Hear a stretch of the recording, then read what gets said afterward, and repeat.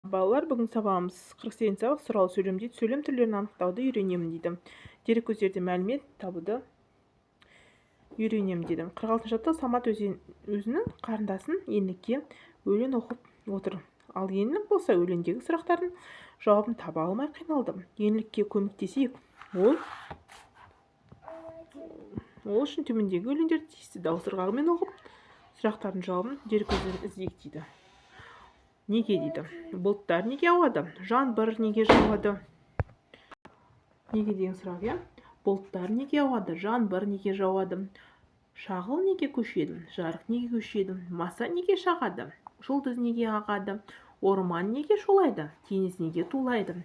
Өлең сұраулы мағына беріп тұрған сөзді тап дейді. Неге деген, иә, бұл жерде сұраулы сұрағымыз.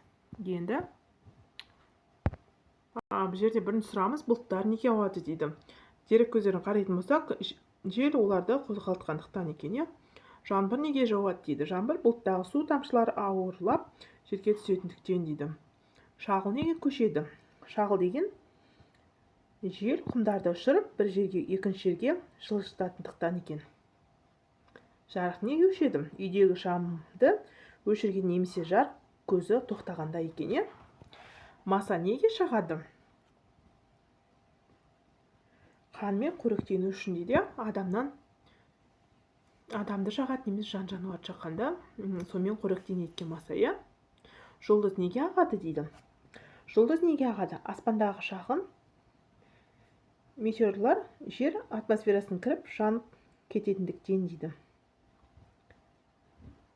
Орман неге шулайды дейді. Жел ағаш жапырақтарын тербегендіктен, болмаса жан жануарлар өмір сүреді, мысалы үкі, тиын, солар өздерін арнайы ағаштан ағаш секіріп бір-бірімен сөйлескен кезде шулайды екен, өздерінің тілімен. Теңіз неге тулайды дейді.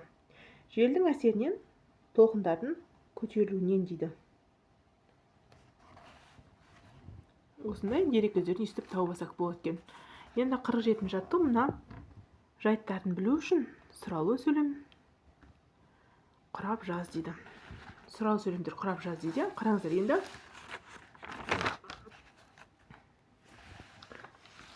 Бірінші қараңыздар. Енді сабақтың басталатын уақытын, сыныптағы кезекшінің есімін, азаматтың сабақтан кешігу себебін, қазақ тілін тек дауыс дыбыстардың санын дейді. Енді осы сұраулы сөйлемге айналдырады екенбіз. Енді сабақ нешеде басталады деп сұрақ қояды екенбіз. Бүгін сыныпта кезекші кім? Азамат, сабаққа неге кешіктің? Қазақ тілінде қанша дауысты дыбыс бар деп сұрақ қояды екенбіз. Бұл 47-ші жаттығу екен. Бізде ары қарай 48-ші жаттығу өлеңді тиісті дауыс ырғағымен оқы дейді. Ақ терек, көк терек дейді. Ақ терек, көк терек, бізден сізге кім керек? Елгезекте тіл алғыш болса сонда ол керек. Ақ теректе көк терек, бізден сізге кім керек? Білімді де тәлімді болса сонда ол керек дейді. Өлеңді жалғасын өзін айтып көріп, бұл ойының саған ұнай ма? Ұнаса үзіліс кез немесе дене шынықтыру сабақтарында ойнап көріңдер дейді. Қараңыздар, бұл жерде ары қарай жалғастырып көрейік өзіміз. Ақ теректе көк терек, айтыңызшы кім керек? Оқу озат, еңбекқор, алға сүйер ұл керек дейді. Ақ теректе көк терек, бізден сізге кім керек? Жүрегі таза, ойлы да тәртіпті бір ұл керек дейді. Үстіп өзіміз қарасақ болады екен, иә. Үзіліс кезінде ойнауға болатын тағы қандай ойындарды білесің дейді. Ойнауға болатын бізде асық, иә. Асықпен ойнасақ болады екен. Болмаса доппен ойнасақ болады екен. Немесе қуаласпақ ойнасақ болады екен. Қуаласпақты далада ойнау керек, ол үшін бізге. Сыныпта ішінде ойнауға болмайды екен. Тоғызқұмалақ ойнасақ болады. Шахмат, шашка ойнасақ болады екен. Бізде ары қарай сұрақ.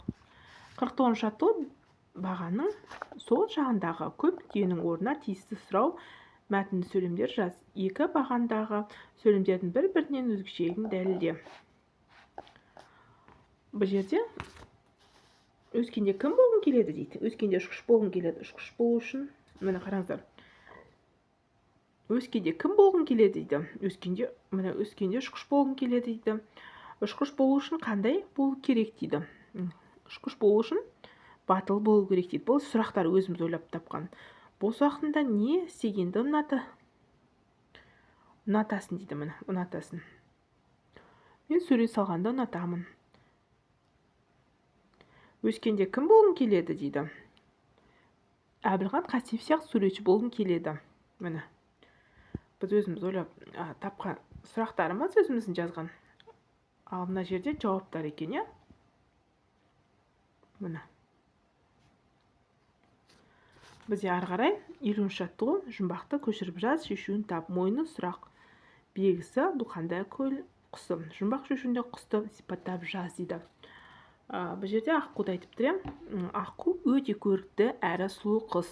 Ол көл бетінде баяу жүзіп жүретіндігімен ерекшеленеді. Аққу тазалық пен сұлулықтың символы болып саналады дейді. Өстіп сипаттап жазсақ болады екен. Міне, өстіп 50-ші жаттығуды сипаттап жазсақ болады екен. Осымен сабағымыз аяқталды. Келесі кездескенше сау болыңыздар. Каналды тіркелуді ұмытпаңыздар.